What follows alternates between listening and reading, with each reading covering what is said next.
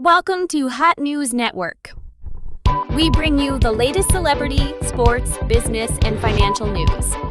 Let's get going with the hot news for today. Teens have long been vital to filling out the summertime staffs of restaurants, ice cream stands, amusement parks, and camps. Now, thanks to one of the tightest labor markets in decades, they have even more sway, with an array of jobs to choose from at ever higher wages. To ease the labor crunch, some states are moving to roll back restrictions to let teens work more hours and, in some cases, more hazardous jobs, much to the chagrin of labor rights groups, who see it as a troubling trend.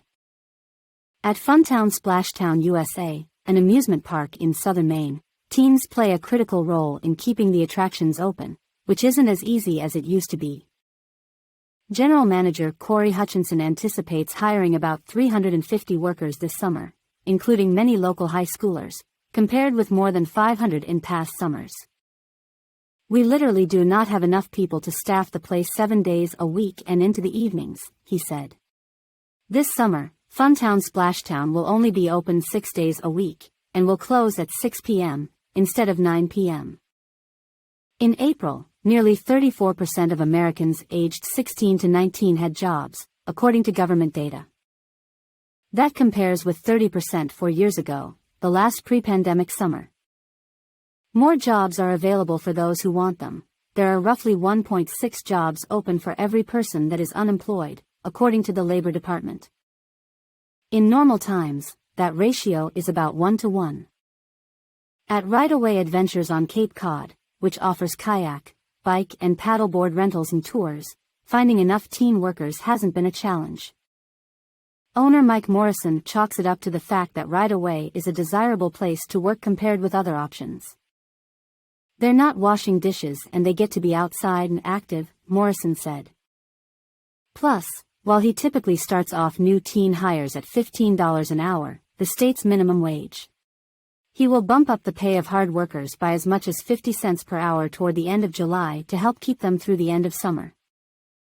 Maxon Lucas, a graduating senior at Lincoln Academy in Maine, had his first job at 15 as a summer camp dishwasher, followed by a stint as a grocery bagger before getting into landscaping. He said young workers can be choosier now.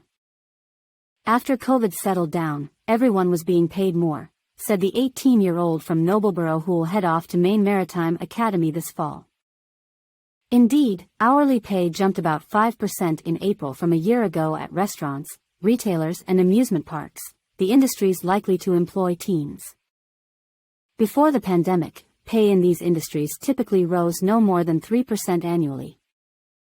Addison Beer, 17, will work this summer at the Virginia G. Piper branch of the Boys and Girls Club in Scottsdale, Arizona, where she feels a strong connection with colleagues and the kids she helps out.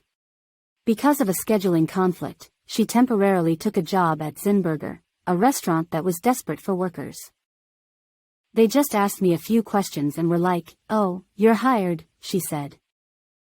For many teens, the point of a summer job doesn't have to be about finding the highest pay available. "Having a job is just so I can sustain myself, be more independent, not rely on my parents too much," said Christopher O., 19, who has been dishing out ice cream at a J.P. Licks in Boston for the past few months. Jack Gervais, 18, of Cumberland, Maine, lined up an internship shooting photography at an arts venue and will earn roughly the minimum wage of $13.80 an hour while gaining skills that relate to his career goals. But he said many kids he knows are seeking and commanding higher-paying jobs. "Nobody I know would work for minimum wage, unless there were major tips involved," he said. New Jersey passed a law in 2022 allowing 16 and 17-year-olds to work up to 50 hours per week during the summer, when the state's shore economy swells with tourists. The previous limit was 40 hours per week. The measure has earned praise from parents. Sally Rutherford, 56, of North Wildwood, New Jersey, said her 17-year-old son, Billy, was excited about the change.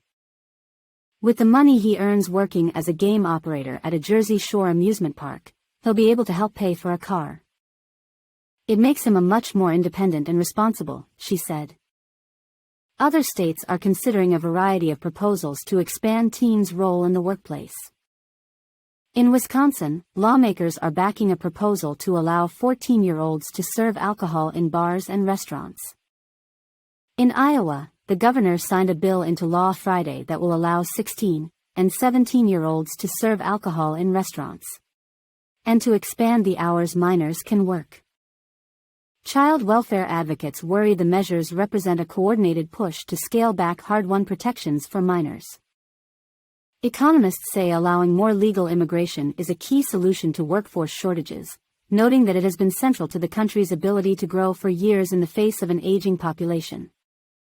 Many resort towns rely on immigrants with summer visas to staff businesses such as restaurants, hotels, and tourist sites. But immigration fell sharply during the COVID outbreak as the federal government tightened restrictions.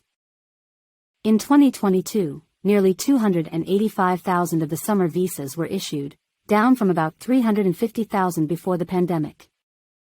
The Federal Reserve in March estimated that the overall drop in immigration has cost the United States nearly 1 million workers, compared with pre-pandemic trends. Immigration is rebounding to pre-COVID levels, but the effects are still being felt. Another factor straining the labor market is baby boomers reaching retirement age.